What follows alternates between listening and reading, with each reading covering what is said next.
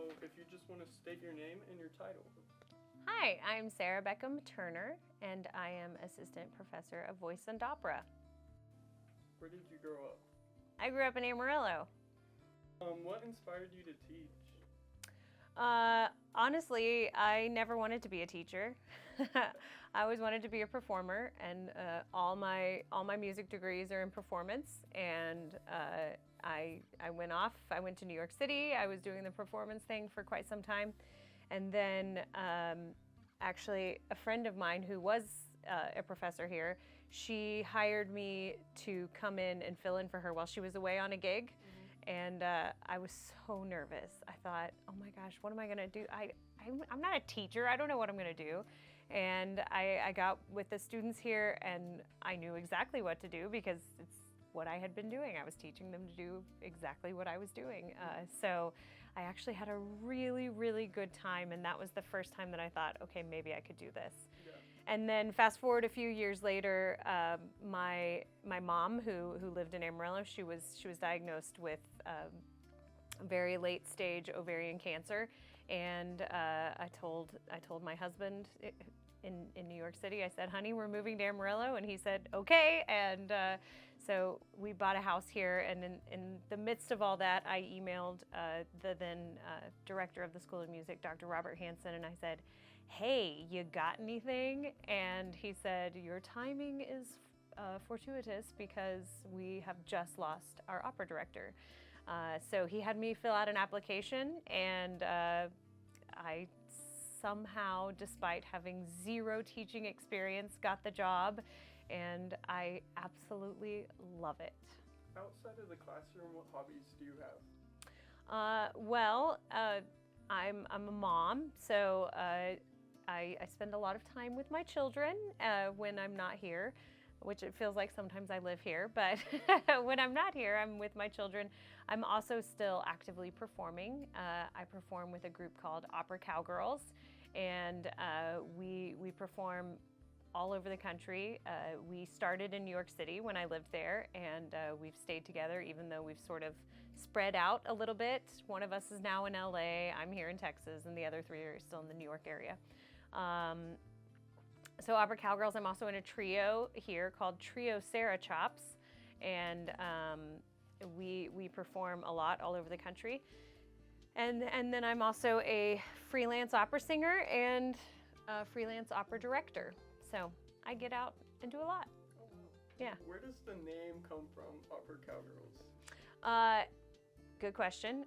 So our founding member, my friend Caitlin McKechnie, she was asked to, she was at a bar in New York, and one of her friends was performing, and he said, hey Caitlin, you sing something. And she said, I'm an opera singer. And he said, it'll be cool, you play guitar, you know, play guitar and accompany yourself. And she did, and it was a hit. And then she thought, I'm gonna make a group. And so she created a band, and throughout the years we've sort of evolved into what we are now, and we are a group of 5 professional musicians who 4 of us are professional opera singers, and 1 is a conductor pianist, and we all play our own instruments and sing, and we make our own arrangements of opera. We say we countrify opera and we operify country, so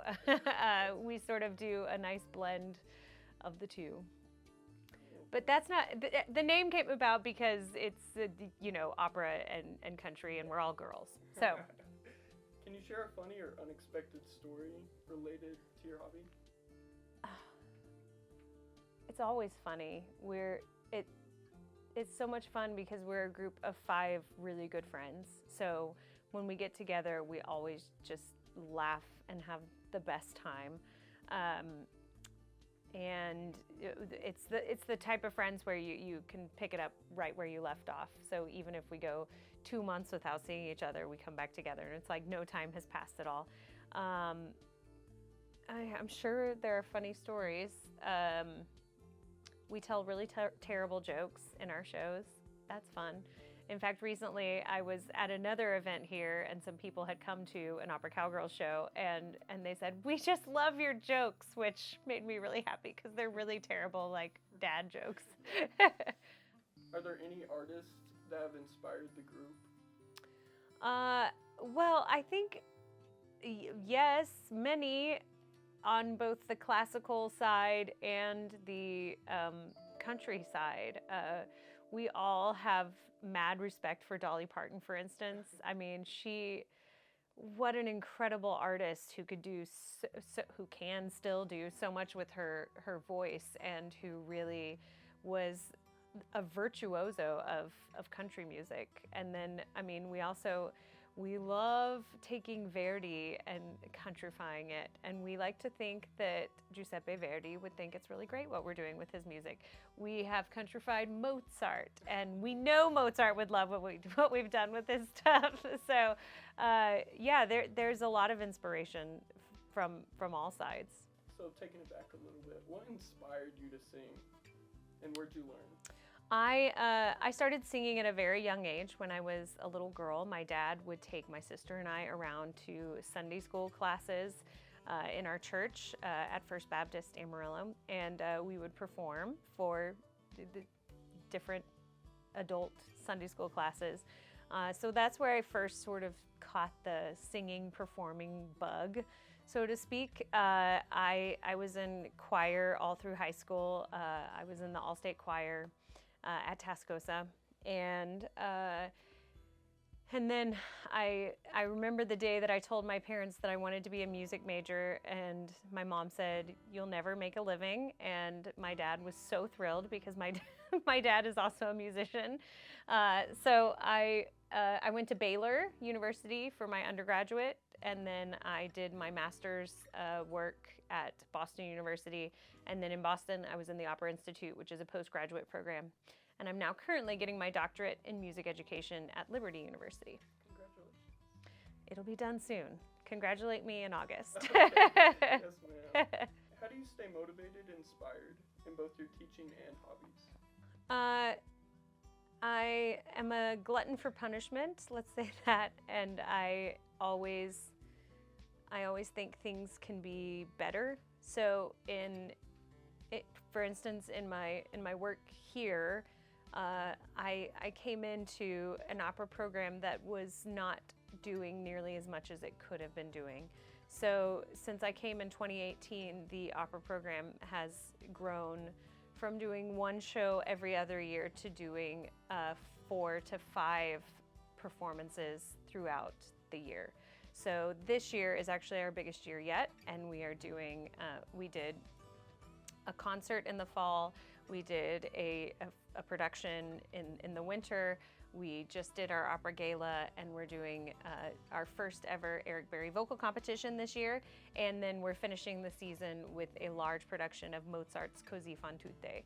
And I think it's so important what we're doing because we have students here who want to be professional opera singers, and we have students here who want to be educators, and so we need to give them every opportunity to learn these skills so they can either do them or they can teach them.